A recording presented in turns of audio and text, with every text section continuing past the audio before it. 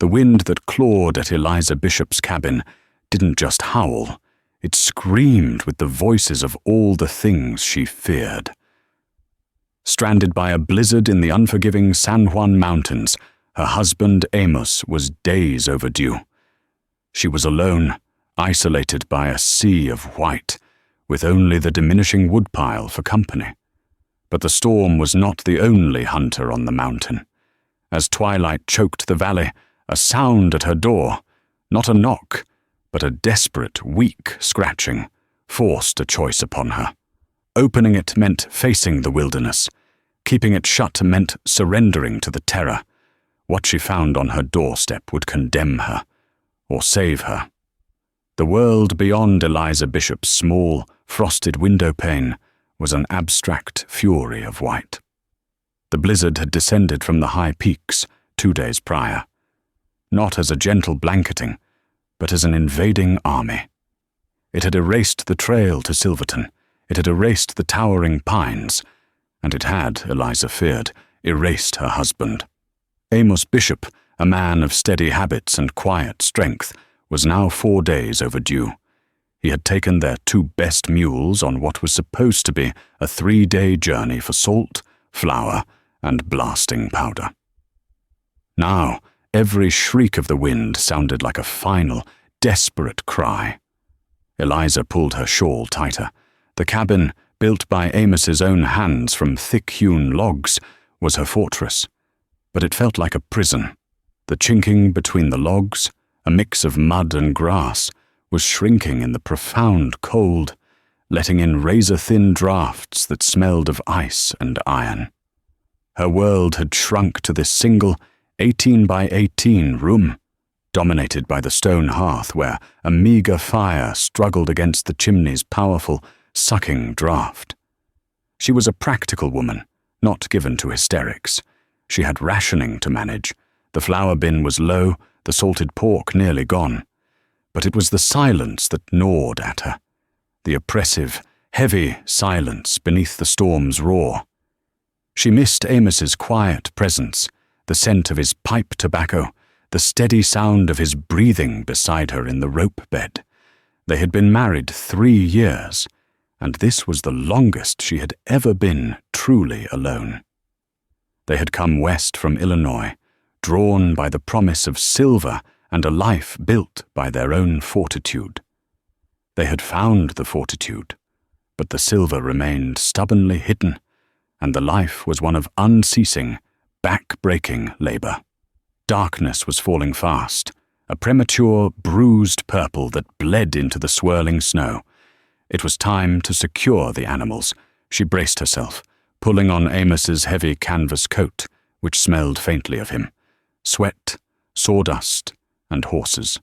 She tied a woolen scarf over her head and face, leaving only a slit for her eyes. Grabbing the heavy iron lantern, she lifted the thick wooden bar from the door and stepped outside. The wind hit her like a physical blow, stealing her breath and trying to rip the door from her grasp. She fought it shut, the lantern light casting a pathetic, dancing circle in the maelstrom. The snow was already waist-deep, a thick, unpacked powder that made every step a monumental effort. Her small barn, barely 20 yards from the cabin, seemed a mile away. Inside, their lone milk cow, Buttercup, lowed miserably. The 2 chickens had long since stopped laying, huddled for warmth in their nesting box. She broke the ice in the water trough, her gloved fingers aching instantly, and threw down an extra ration of hay. "He'll be back, girl," she murmured to the cow, her voice sounding thin and alien in the wind. "He's just hunkered down in some canyon waiting it out. Amos is smart." She wasn't sure if she was reassuring the cow or herself. As she struggled back towards the cabin, shielding the lantern's flame with her body, she nearly stumbled over it.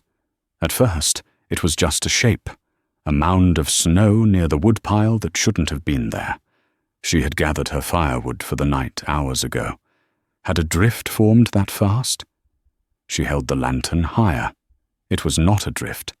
It was a small human form, partially buried, lying face down. Eliza's heart stopped. She lunged forward, dropping to her knees in the snow, her mind screaming, "Amos!" But the shape was far too small. She grabbed the shoulder and rolled it over. It was a child, an Indian child. He was a boy, perhaps 5 or 6 years old, dressed in poorly tanned deerskin that was soaked and stiff with ice. His face was a pale, bluish grey. His lips cracked. His black hair was matted with snow. He was unconscious, but as she pressed her ear to his chest, she felt it. A shallow, fluttering beat. He was alive. Terror, stark and cold, eclipsed the storm. This was Ute territory. The Ute, she had been told in Silverton, were not to be trifled with. The settlers and the tribe existed in a state of fragile, unspoken truce, a truce that was frequently broken by rumor, theft, and violence. Stories of raids, of captives, of brutal retribution were common currency in the mining camps. To have a Ute child in her possession. What did it mean? Was it a trap? Were warriors watching her, even now, from the shroud of the blizzard? She looked wildly around, the lantern light illuminating only the chaotic dance of snowflakes. There was nothing. No sound but the wind. The boy moaned, a sound so thin it was almost lost. It was the sound of a dying animal. It cut through her fear. This was not a warrior. This was not a threat. This was a child, freezing to death on her doorstep. Her own child, a daughter named Mary, had lived only 6 hours, born and died in their cramped Illinois tenement before they ever dreamed of Colorado. The memory of that tiny, cold body, a memory she suppressed daily with chores and sheer will, rose up in her with choking force. "Damn you," she whispered, not to the boy, but to God, to the mountains, to Amos for being gone. She could leave him. The storm would finish its work by morning. No one would ever know. It would be the safe thing to do. The Ute would assume the mountain had claimed him. She looked at his small, frozen face, the delicate eyelashes feathered with ice. She saw not a Ute. She saw Mary. With a gasping sob that was half rage, half grief, Eliza scooped the boy into her arms. He was heavier than he looked, a dead weight. She staggered back to the cabin, the lantern swinging wildly, and kicked the door open. She fell inside, dragging the boy with her, and slammed the door shut, ramming the bar home with a trembling hand. She dropped the child onto the bearskin rug before the hearth, his frozen clothes immediately steaming in the radiant heat. He was so cold, his skin felt like marble. She tore off her own frozen coat and gloves, her fingers clumsy and numb.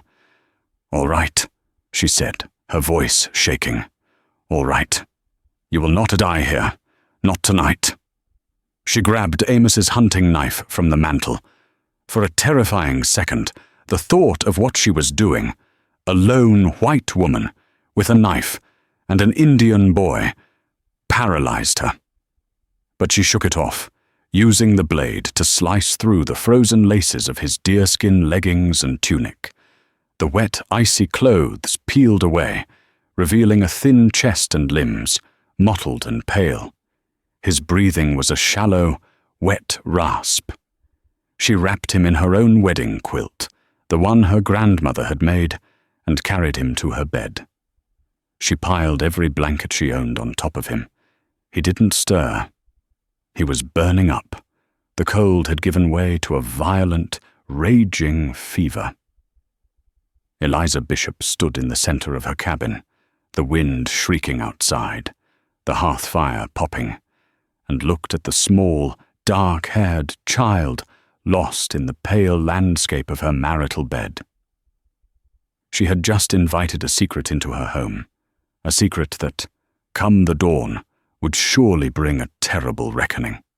The storm found new voice as the night deepened, graduating from a shriek to a low, guttural roar that seemed to vibrate the very logs of the cabin.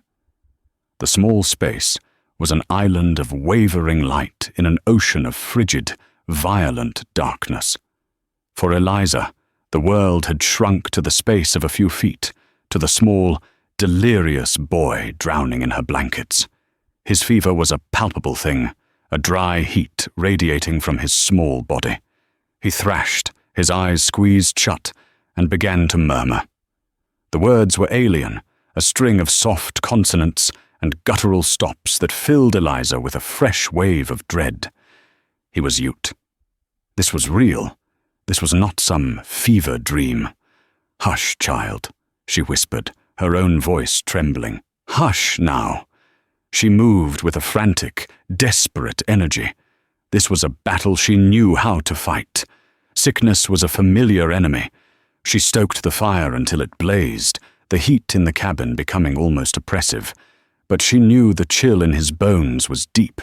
From the lean-to kitchen, she grabbed her supplies. Her medical knowledge was a patchwork quilt of settler remedies, and old-world wisdom passed from her mother. She pulled a cluster of dried willow bark from a string above the stove. Amos used it for his joint aches, but Eliza knew it was for fever. She crushed the bark with a mortar and pestle, her knuckles white, and steeped it in a tin cup of boiling water. The resulting tea was dark and bitter. The boy would not or could not drink. His lips were sealed, his jaw clenched in the rigor of his fever. "Please," she begged, prying his mouth open with her fingers. "You must. Please." She spooned the liquid past his teeth, a little at a time. More of it dribbled onto the blankets than went down his throat. But some did. He coughed, a racking, painful sound that scraped his raw throat. She worked tirelessly. She melted snow in a bucket for clean water, tearing strips from one of her few good linen shifts to make compresses. She bathed his forehead, his neck, his thin wrists. The water was shockingly cold, and he flinched, a low cry escaping him. "I know," she soothed, her hand automatically stroking his damp hair. "I know, little one. It's to break the fire." Hours passed, marked only by the guttering of the tallow candle and the rhythmic dashing of snow against the window. The boy's delirium worsened. He cried out, his voice sharp with terror. "Utter! Utter!" he yelled, his eyes flying open, black and unfocused. He stared right through her, seeing phantoms in the cabin's shadowy corners. Eliza flinched, ducking away from the mantel. Utter, she knew, was father. The word hung in the air, an accusation, a promise. His father was out there, perhaps lost in the storm, perhaps searching. The thought of a Ute warrior, or a whole party of them, finding her with this child, made her blood run colder than the drafts. They would not ask questions. They would not see the willow bark tea or the cool compresses. They would see a white woman, their missing son, and a knife on the table. They would see a kidnapper, a killer. "He's sick," she found herself whispering to the shadows, practicing her defense. "I found him, in the snow. He was freezing." The words sounded weak, pathetic, a flimsy shield against the vengeance she had seen in the hard eyes of Ute traders in Silverton. The boy thrashed again, kicking off the heavy blankets. His skin was slick with sweat, but he shivered violently. She wrestled him back under the covers, her own body aching with exhaustion. She had not slept in what felt like days. The worry for Amos and the terror of her current situation had hollowed her out, leaving only a raw, vibrating nerve. She sat in the rocker Amos had built for her, the one she had imagined nursing her own children in. The chair creaked, a familiar, comforting rhythm. She watched the boy. His breathing was still a ragged, shallow affair. He was so thin, his ribs stark beneath his brown skin. He was starved, not just for food, but for warmth, for life. A memory, sharp and unwanted, pierced her. Mary, the way her tiny, perfect fingers had curled around Eliza's own, the blue tinge to her lips, the utter, final silence of the cradle. Eliza had failed to keep her daughter warm. She had failed to fight the cold that had stolen into their tenement. A new, fierce resolve hardened her. She would not fail this one. Whether he was Ute or white, whether it brought salvation or ruin, this child would not die in her house. She rose, her joints cracking, and went back to the bed. The boy had fallen into a fitful sleep. The willow bark, or perhaps the warmth, had eased his delirium slightly.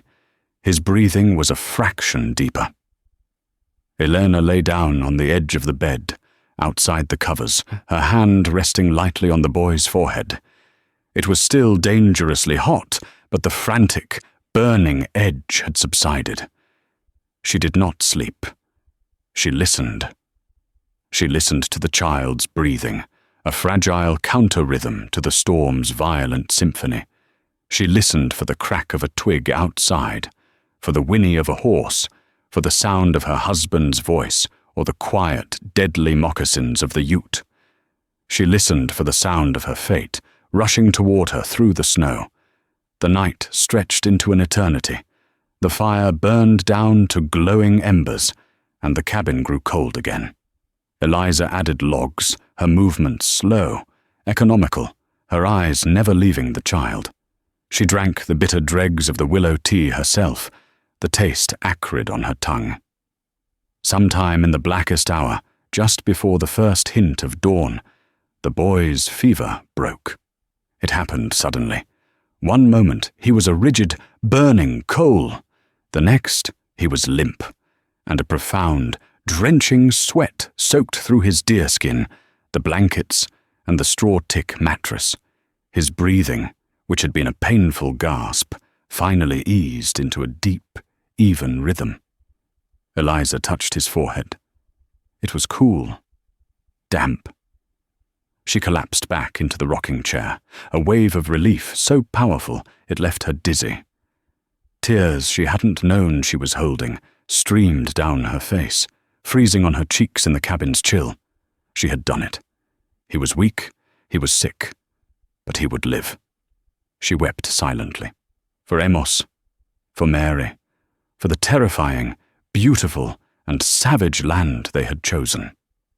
She wept for the small, sleeping child who had, in the space of one night, become the most dangerous thing in her world. As the first spectral grey light of dawn began to seep through the window, painting the snow-caked glass a pale, ghostly blue, the storm's roar finally subsided into an exhausted, weeping moan. A profound, unnatural silence fell over the mountain. And in that silence, Eliza heard a new sound. It was not the wind. It was not a wolf. It was the creak of snowshoes on deep powder, the snort of a horse, and the low, guttural murmur of voices. They were close. They were outside. Eliza's blood turned to ice. She stood slowly, her legs shaking so badly she had to grip the back of the chair. She crept to the window and scraped a small peephole in the thick frost. They were there. Not one, but a dozen, mounted on painted ponies that stood steaming in the frigid air, their dark forms silhouetted against the blinding white of the new dawn. They were warriors, wrapped in buffalo robes, their faces grim. Rifles were cradled in their arms. One sat taller than the rest, his mount a jet-black warhorse. He wore a single eagle feather in his hair. He stared at her cabin, his gaze so intense Eliza felt he could see her through the logs. He dismounted, his movements fluid and terrible. He walked towards her door. The reckoning had arrived. The silence in the cabin was absolute, a vacuum waiting to be filled with violence. Eliza's heart hammered against her ribs, a frantic bird in a small cage. She could hear the crunch of the warrior's moccasins in the deep snow, each step a final, thudding drumbeat. She backed away from the window, her hands finding the cold stone of the hearth, gripping it for balance. The boy. Her eyes darted to the bed. He was still asleep, his small chest rising and falling in the deep, healing rhythm she had fought so hard for. His presence, which hours before had been a plea for help, was now an indictment. A heavy fist pounded on the door, a sound so loud it seemed to shake the entire cabin. It was not a request for entry, it was a demand for surrender. Eliza couldn't move. She couldn't breathe. Her throat was sealed shut with terror. The pounding came again, harder this time, accompanied by a sharp, authoritative voice calling out in the Ute tongue. Eliza didn't understand the words, but the meaning was universal. "Come out!" Now. From the bed, a small, weak voice piped up. "Arta?" The boy was awake. He pushed himself up on one elbow, his black eyes, no longer clouded with fever, blinking in the dim light. He looked at Eliza, his gaze filled with a child's simple confusion, not fear. Then he looked at the door. "Arta!" he called, his voice stronger this time. Outside, the voices stopped. A sudden, tense silence. The bar on the door was thick oak, but Eliza knew it was no match for a determined axe. She had to open it. To resist was to confirm their worst suspicions. I'm coming," she stammered, her voice a dry croak. "Wait, please." Her legs felt like lead as she crossed the small room. Her hands, shaking violently, fumbled with the heavy wooden bar. It scraped as she lifted it from its brackets. She pulled the heavy plank door inward, and the cold morning air, sharp as a knife, rushed in, carrying with it the scent of pine, snow, and horses. He stood on her porch, a wall of a man.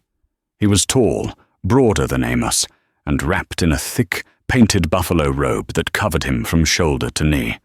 His face, framed by two long black braids, was stark and severe, carved from granite and fury.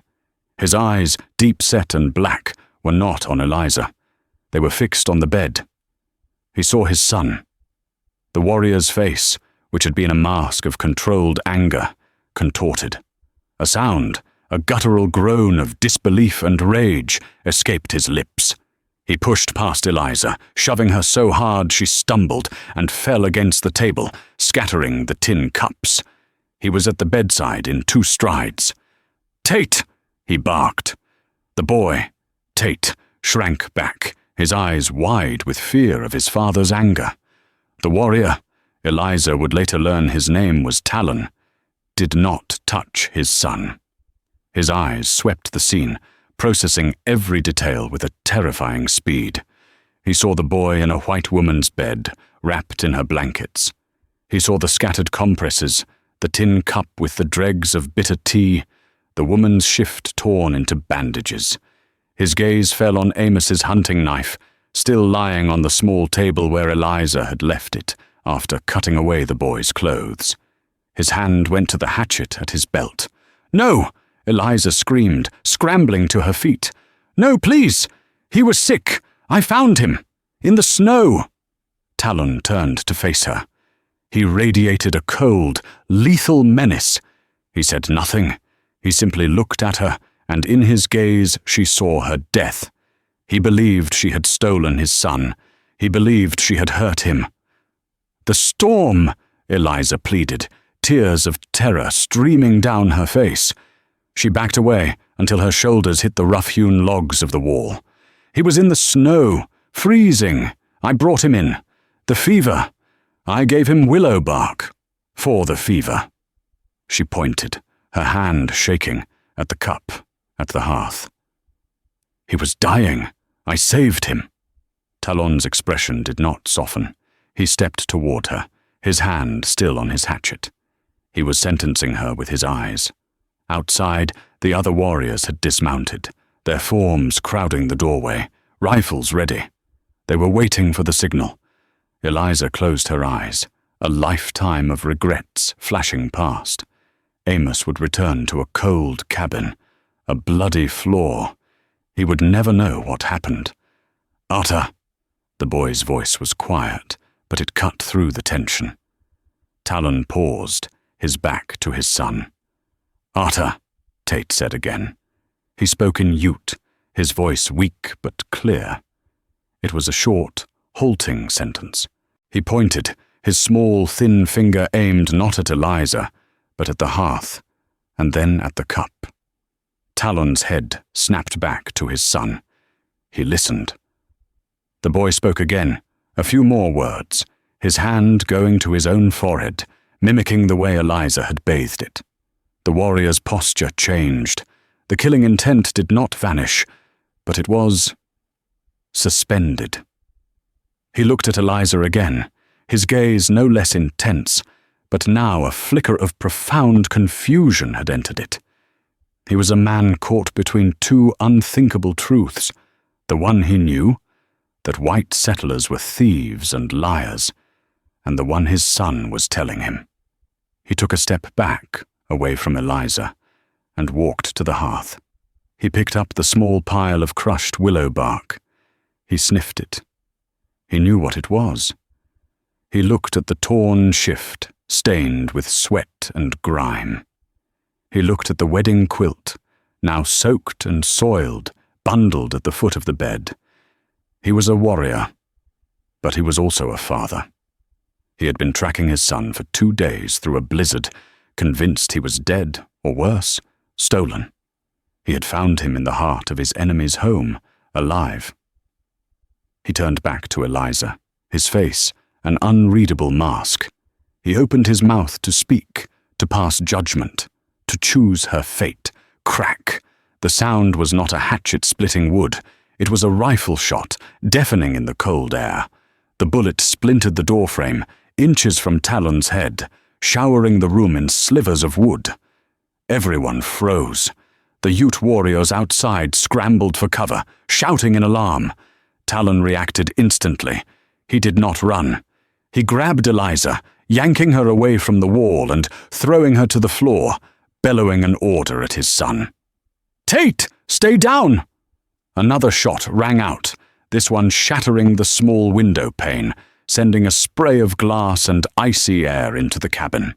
A coarse, gravelly voice echoed across the snow-covered clearing, dripping with a cruel, mocking amusement. "Well now, ain't this a cozy little picture? Looks like we interrupted a family reunion." Eliza, her face pressed against the rough floorboards, her ears ringing, peered toward the door. Through the swirling gun smoke, she saw them. 4 men, half hidden in the trees on the opposite side of the clearing. They were white men, dressed in filthy furs and heavy coats, all of them armed with rifles. "Don't nobody move a muscle," the voice called out again. "We got 4 rifles aimed at that door, and we ain't nearly as friendly as the lady of the house." The cabin, which seconds before had been a crucible of racial tension, instantly transformed into a fortress under siege. The air crackled, thick with the smell of gunpowder and the metallic tang of fear. Talon was no longer an executioner. He was a commander. He barked an order in Ute, and 2 of his warriors who had been near the door dove inside the cabin, rolling to the sides, rifles coming up. The other warriors outside had vanished into the snowdrifts, and behind the meager cover of the barn, their return fire already beginning. Pop, pop, crack. "Who are they?" Talon snapped at Eliza. His English was clipped, guttural, but clear. He was crouched by the wall, a rifle, taken from one of his men, already in his hands. I don't know," Eliza whispered, her voice choked with terror. She was huddled behind the overturned table, her heart threatening to burst from her chest. "Prospectors, or outlaws. I've never seen them." "They've seen you," Talon said, his eyes scanning the tree line. "We know you're in there, little lady," the lead voice boomed again. It was a man named Jedediah Stone, a name synonymous with rot and casual cruelty in the mining camps. He and his small gang had been preying on isolated claims and supply wagons for months. "We've been watching this place. We saw your man ride out 5 days ago. Figured you were all alone, just waiting for some company." A coarse laugh followed from one of the other men. Eliza felt a filthier, colder fear than the Ute had inspired. These men weren't here for justice or retribution. They were here for plunder. "Just throw out the guns and the food," Jed Stone yelled, "and we'll consider being nice about this. We're cold, we're hungry, and we ain't in a patient mood." Eliza looked at Talon. His face was granite. He, his son, and his warriors were now trapped in a settler's cabin, surrounded by hostile white men. The irony was murderous. "They want your rifles," Eliza breathed, stating the obvious. "Your horses." "They will not have them," Talon said, his voice flat. He looked at his son, who was peering over the edge of the bed, his small face a mask of terror. Talon's gaze softened for a bare second, a flicker of humanity in the warrior's facade. He would die here before letting those men get to his child. "You!" Talon barked at Eliza. "You have a rifle." "My husband's," she nodded, pointing to the mantel. "Amos's rifle, and a pistol." "Get them." It was not a request. Eliza scrambled on her hands and knees to the hearth. Amos's heavy Hawken rifle was resting on its pegs. Beside it, a powder horn and a pouch of lead balls. She grabbed them, along with the Colt revolver he kept in a wooden box. Her hands were slick with sweat. She had fired the rifle before, at rabbits and targets, but never at a man. She crawled back to Talon, pushing the weapons across the floor. He grunted, checking the rifle's load with practiced ease. He passed it to one of his warriors, a younger man with a fresh scar on his cheek, who nodded and moved to cover the shattered window. "What in the hell?" Jed Stone's voice was laced with confusion. The return fire from the Ute warriors outside was more than he'd bargained for. "Who's shooting back? Ma'am, you got friends in there?" Talon put his fingers to his lips and loosed a sharp, piercing whistle, a bird call that cut through the air. An answer came from the barn. A different call. His men were dug in. "Well, I'll be," Jed laughed, a harsh, ugly sound. "It's a nest of 'em. You shacked up with the Ute, have you, lady? That's a new one. Doesn't matter. Just more pelts for us." Another volley of shots peppered the cabin. Bullets thudded into the thick logs, sending splinters flying. One of the warriors at the window cried out, clutching his shoulder as blood welled between his fingers. "Kyle!" Talon shouted. Eliza, without thinking, ripped another long strip from her ruined shift. She crawled to the wounded warrior, Kyle, who stared at her with wide, pain-filled eyes, his hand instinctively reaching for his knife. "I want to help," she said, her voice shaking but firm. "Let me help." Talon watched her, his expression unreadable. He gave a sharp nod. Kyle relaxed, just slightly, allowing her to press the makeshift bandage against the wound. It was a clean through and through, but it was bleeding heavily.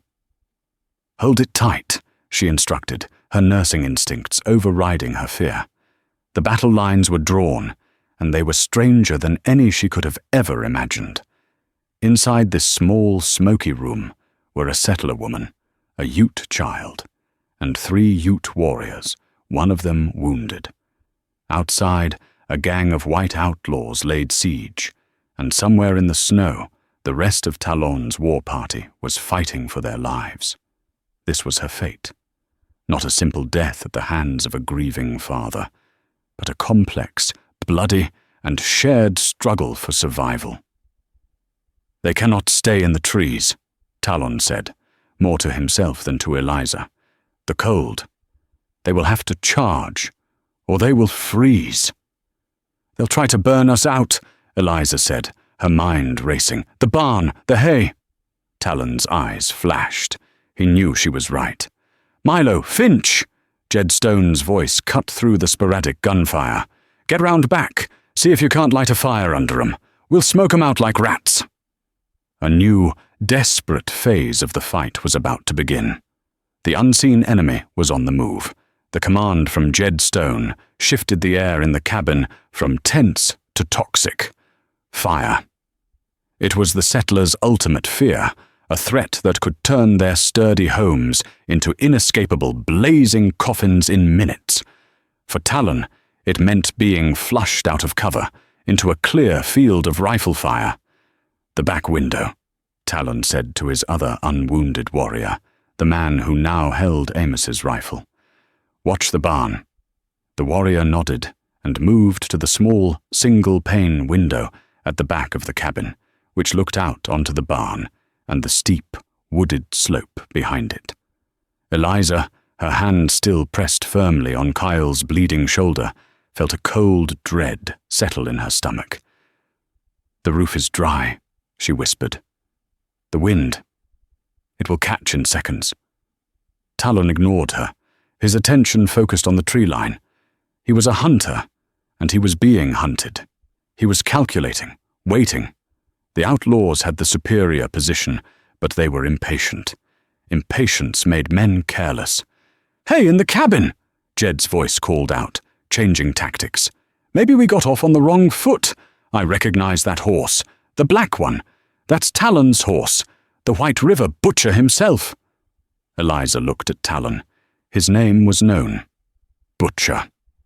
The word sent a fresh chill through her. This man she was now allied with was feared, not just by settlers. Butcher implied a savagery that went beyond warfare. Talon's face remained impassive, but a muscle in his jaw twitched. "I know you, Talon," Jed shouted, his voice carrying an edge of manic discovery. We had a disagreement, you and me, back at the agency, about some mules." A new, sickening layer of the story was revealing itself. This wasn't random. "You're the one," Jed continued, his voice rising. "You're the one who wouldn't trade fair, accused me of theft, ran me out of your camp." Talon's eyes narrowed. He remembered. He remembered a greasy, nervous white man who had tried to trade watered-down whiskey and broken rifles for Ute ponies. He remembered running him off, but not before the man had sworn revenge. "And now look," Jed cackled. "Here you are, holed up with a white woman. And I'll just bet that's your boy in there, ain't it? The one who got lost in the snow?" Talon went rigid. Eliza stared at him. "What does he mean?" "I saw it," Jed yelled, clearly enjoying his revelation. "I was watching from the ridge. I saw the boy wander off from your hunting party yesterday, right before the storm hit. But you know why he ran? You know why he got lost?" A terrible, dawning horror filled the cabin. "He ran 'cause I fired a shot," Jed screamed, his voice thick with triumph. "I was just trying to scare off your braves, cover my tracks. I didn't mean to scatter your whole camp. But he ran, like a scared little rabbit, right into the blizzard, and you've been chasing him ever since." He paused, letting the information sink in. "I'm the one who did this, Talon. I'm the reason your boy was out there, dying in the cold. It's fate, ain't it?" This was the twist, the final, horrifying piece. The man besieging them was not just an outlaw, he was the catalyst for the entire tragedy. He was the reason Tate had been lost, the reason the boy had nearly died, the reason Talon had come to her cabin seeking vengeance. Jedediah Stone was the true villain, a devil of pure, malicious coincidence. Talon's silence was more terrifying than any war cry. The fury rolling off him was a physical force, a heat that dwarfed the fire in the hearth. He was no longer a man fighting for survival. He was a man preparing to enact a reckoning.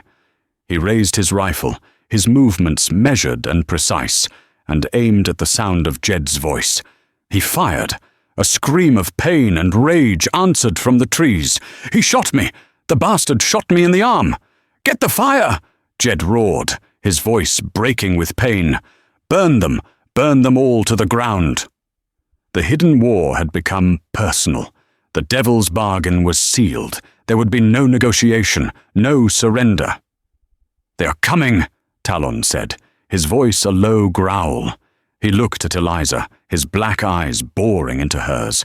The line between them, Ute and settler, man and woman, was still there, but it was overshadowed by the looming, shared threat. He was not her friend. He was not her savior. He was an instrument of vengeance, and she was, for now, on his side of the blade. "The back door," Eliza said, her mind working quickly. "There's a root cellar. The door is thick." "No," Talon said. "We do not hide. We fight." He turned to the warrior at the back window. "Milo Finch," Eliza breathed, remembering the name Jed had called. "He's the one trying to light the fire." The warrior at the window grunted, signaling he saw movement. "Ma'am," a voice called from the back, much closer. "You got any whiskey in there? We could use a drink before we burn you out." It was Milo, trying to get her to a window, to get a clear shot. Eliza looked at Kyle, the wounded warrior. He was pale, his breathing shallow. He needed a surgeon, not a gunfight. She looked at Tate, who had crawled under the bed, his small hands over his ears. This was her home. They would not burn it. They would not take it. She picked up the Colt revolver, the weight of it unfamiliar and terrible in her hand. "What about the floorboards?" she asked, her voice surprisingly steady. "They're loose near the larder. A man could slip under. Come up behind the barn." Talon looked at her, a new appreciation in his eyes. She was not just a nurse. She was a settler. She knew her terrain. "One man," he said. He gave a rapid command in Ute to the unwounded warrior, who nodded.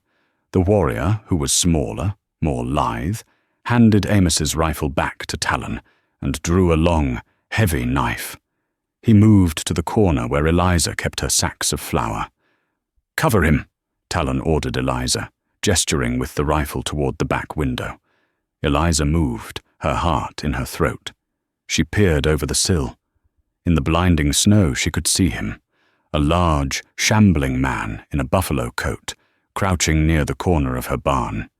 He was struggling with a flint and steel, a bundle of oil-soaked rags in his other hand. Milo Finch. The warrior at her feet lifted the heavy, rough-hewn floorboard. A dark, earthy smell wafted up from the crawlspace. Without a sound, he slipped into the hole, disappearing into the darkness under the cabin. Eliza turned her attention back to the window. Milo Finch was cursing, his fingers numb. He struck the flint. A spark. The rags caught, a small, dirty orange flame. "He's got fire," Eliza whispered, her voice cracking. "Now," Talon breathed. Eliza lifted the heavy revolver, bracing her arm on the sill. She aimed at the figure just as he stood up to throw the burning rags onto the barn roof. She pulled the trigger. The explosion of the Colt was deafening inside the small cabin. The recoil slammed Eliza's wrist back, bruising it against the window frame.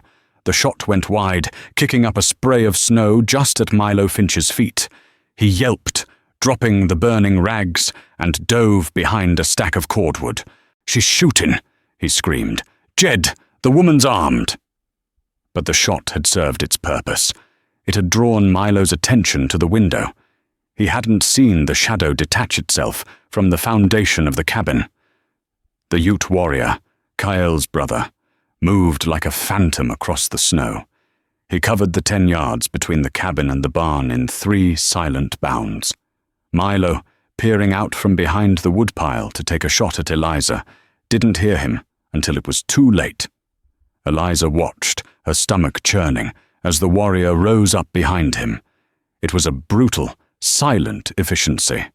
A hand over the mouth, the flash of a knife, a gurgle. Milo Finch slumped forward into the snow, his rifle sliding from his grasp. The small fire in the rags sputtered and died, a wisp of greasy black smoke rising into the clean air. The warrior scooped up Milo's rifle and ammunition and, in a low crouch, sprinted back, diving through the crawl space opening. One threat was neutralized, But Jed Stone wasn't a fool. "Milo," he roared. There was no answer.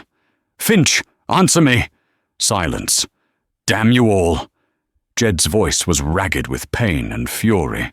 "You'll pay for that! Light 'em up, boys! Full assault!" This was it. The charge. "Bar the door!" Talon yelled. He didn't have to. Eliza was already jamming the heavy oak bar back into its brackets. "Stay away from the walls!" Talon shouted, dragging the heavy table and tipping it on its side, creating a better barricade. He shoved Eliza behind it. "Reload!" Eliza's hands were shaking so badly she could barely pour the powder.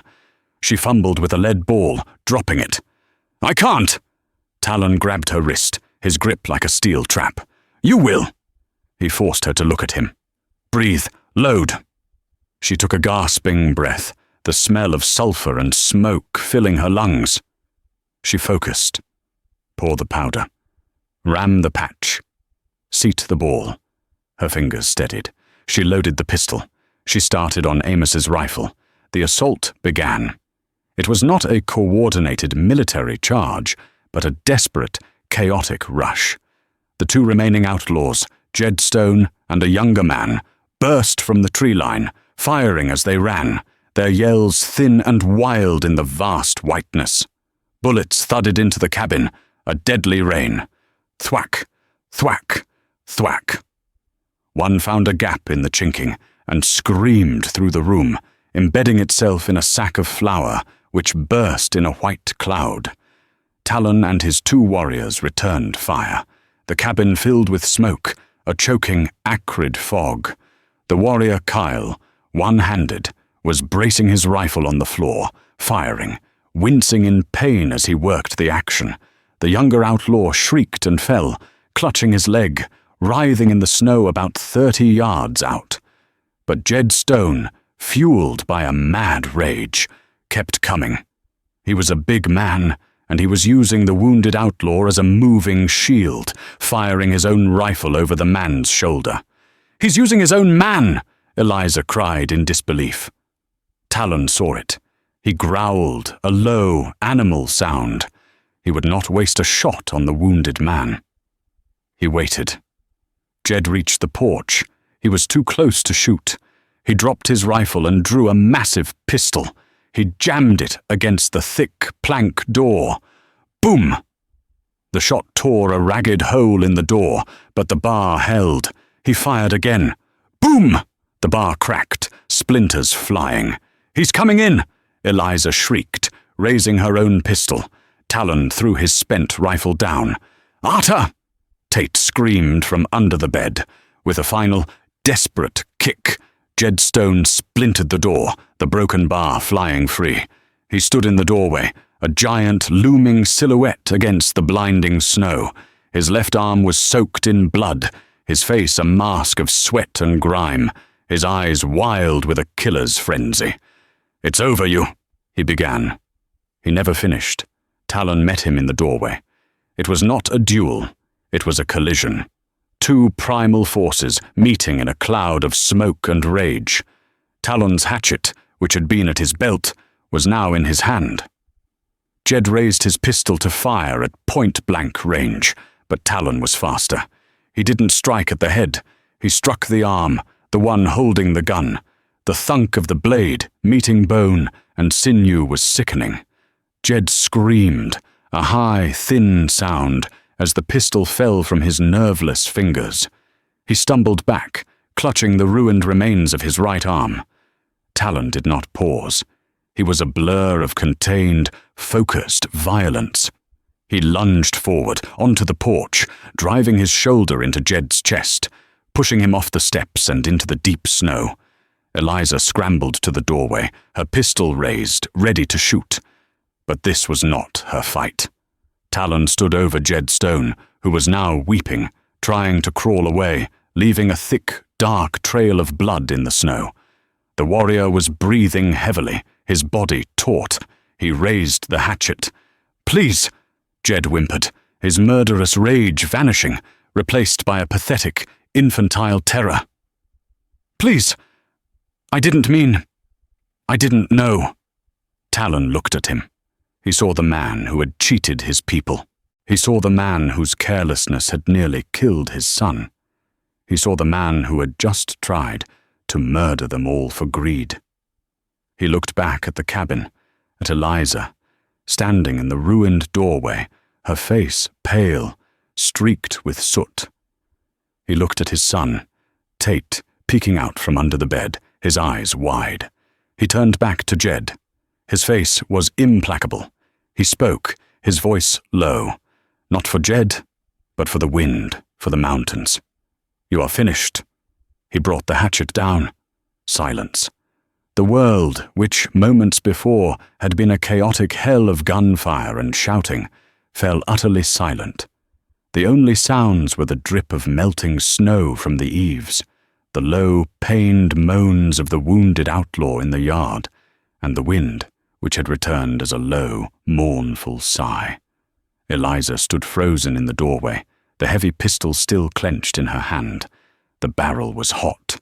Smoke wreathed the porch, smelling of sulphur, and, now, of copper. Talon stood over Jedediah Stone's body. He was breathing heavily, his back to her. The blood from his hatchet was a vivid, shocking crimson against the pure white snow. He did not look at the body again. He wiped the blade on the dead man's coat and tucked it back into his belt. The siege was broken. The battle was over. He turned, his face still a mask of stone, and walked back into the cabin. He stepped over the threshold, his eyes finding his son. Tate crept out from under the bed and ran to him, burying his face in his father's bloody deerskin leggings, his small body shaking with silent sobs. Talon placed a hand on his son's head. It was the first gesture of true tenderness Eliza had seen from him. He looked at Cale, the wounded warrior, who was now sitting up, his face pale and beaded with sweat. Eliza, her adrenaline ebbing, felt her knees buckle. She hurried to Kyle, grabbing a cleaner strip of linen. "The bleeding has... It's slowed," she murmured, her voice sounding alien to her own ears. The warrior who had gone through the crawl space said something in Ute, gesturing to the wounded man outside. "Let him freeze," Kyle grunted in English, his teeth gritted. "No," Talon said. His voice was quiet, but absolute. He looked at his warrior. "We are not them." He walked to the doorway and looked at the man, who had stopped moaning and was now just shivering, his leg clearly shattered. Talon went outside, retrieved the man's rifle, and then, with an effort, hauled him up and dumped him unceremoniously on the porch, out of the snow. He would live, or he would die, but he would not freeze. Talon returned to the center of the room. The cabin was a wreck. The door was shattered, the window gone. Flour dusted everything, and the floor was stained with mud and blood. This was the moment. The threat was gone. The alliance was over. Now they were just a white woman and a Ute warrior standing in the ruins. Eliza's fate, which had been interrupted by Jed Stone, was once again in his hands. She stood slowly, her hands empty, her body aching with a profound, bone-deep exhaustion. She met his gaze. She would not beg. She had saved his son. She had fought beside him. She had killed for him, or at least she had tried. Talon studied her. He saw the soot on her cheek, the blood on her apron, the wildness in her hair. He saw the shattered window and the used pistol. He saw the determination that had replaced her terror. He walked over to his son.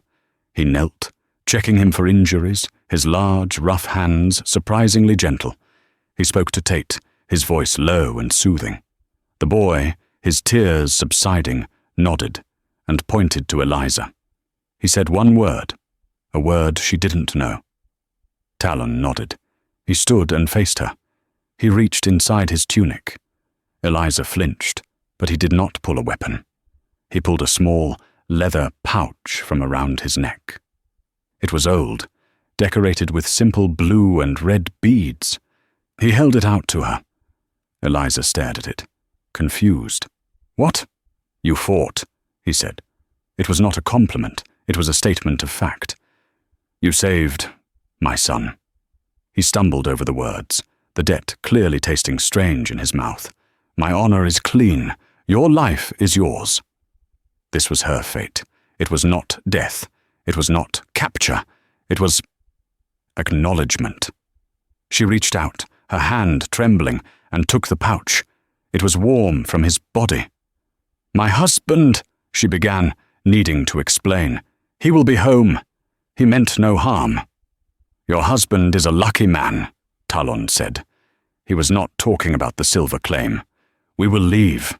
We will take our wounded. We will take the horses." He gestured to the outlaws' horses, which were still tied in the trees.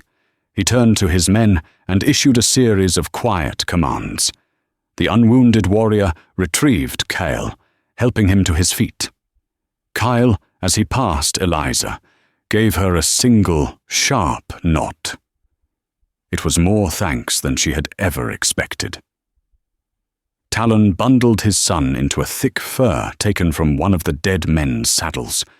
He mounted his black war horse, placing Tate in front of him. The other warriors, one on a horse, one on foot leading the others, gathered. They left the wounded outlaw on the porch, bound with his own belt. Talon paused, looking at the destroyed cabin, and then at her. He held her gaze for a long, unreadable moment. He had come to her home as an executioner and was leaving as something else. An equal. No, a survivor. Just like her. He turned his horse and, without a backward glance, led his party away, disappearing into the blinding, sunlit snow of the valley. Eliza Bishop stood on her ruined porch for a long time, the cold air biting at her face. The silence of the mountain returned, vast and indifferent. She was alone again, surrounded by bodies, her home in tatters. But she was not the same woman who had cowered from the storm. She clutched the small leather pouch in her hand. It felt heavy, a weight of significance she couldn't yet understand. A sound made her look up, a single horse struggling through the deep drifts at the far end of the clearing. Her heart leapt. "Amos!" It was him, Amos Bishop, leading a single, exhausted mule.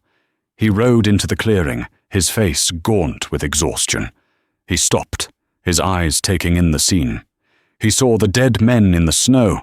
He saw the shattered door, the bloodstains, the bound outlaw groaning on the porch. He saw his wife, standing tall amidst the carnage, her face streaked with black powder, holding a pistol in one hand and a Ute medicine pouch in the other. Amos stared, his mouth agape, his world completely unraveled. "Eliza?" he whispered, his voice full of disbelief. "My God, what happened here?" Eliza looked at her husband, and then at the mountains that had tried to kill her, and then at the small, warm pouch in her hand.